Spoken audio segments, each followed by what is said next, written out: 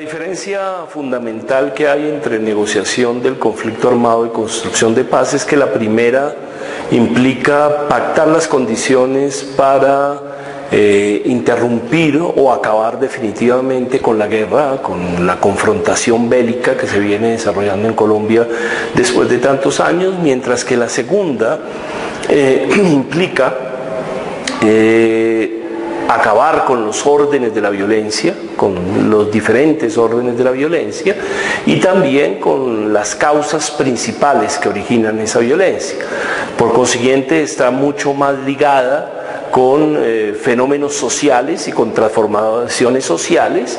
que necesitan un tiempo más largo para ser realizadas, mientras que la primera está muy ligada con transformaciones de tipo político y de tipo político-militar. Desde luego tiene que haber conexiones entre una cosa y otra, entre la negociación del conflicto armado y la construcción de la paz, conexiones o puentes que tienen que ver con sentar unas bases éticas, con desmilitarizar la sociedad, pero también dar las condiciones para que haya un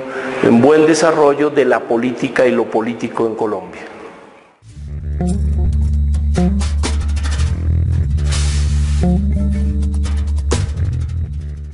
Los mecanismos establecidos por el gobierno y las FARC son muy limitados en términos de la negociación del conflicto armado.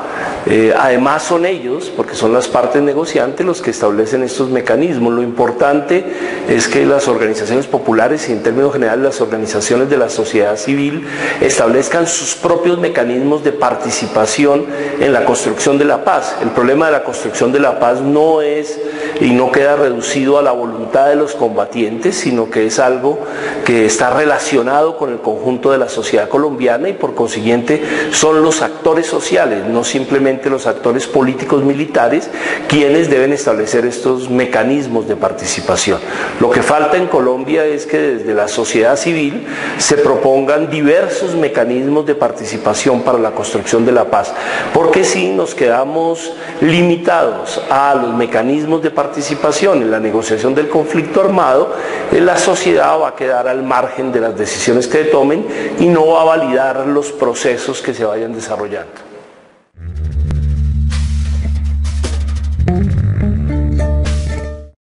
La academia debe ayudar a enriquecer y a cualificar el debate, a aportar más elementos y elementos desde diferentes perspectivas. Debe ayudar a pensar el problema de la paz y de la superación de la guerra. Entonces la academia realmente tiene un papel importante, pero es un papel al lado de otros actores sociales como interlocutora y como una interlocutora privilegiada en la medida en que lleva reflexionando sobre el significado de la violencia y sobre los múltiples significados que debe tener la paz en Colombia. Entonces es ese tipo de contribución la que debe ser la academia dentro de esa pluralidad y heterogeneidad que tiene la academia colombiana.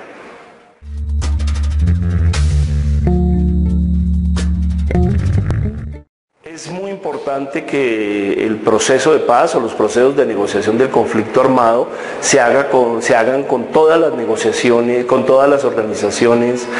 armadas que hay en Colombia. Desde luego los procesos son diferentes, las historias de las organizaciones armadas son diferentes y el tipo de conflicto en los territorios de las regiones es diferente.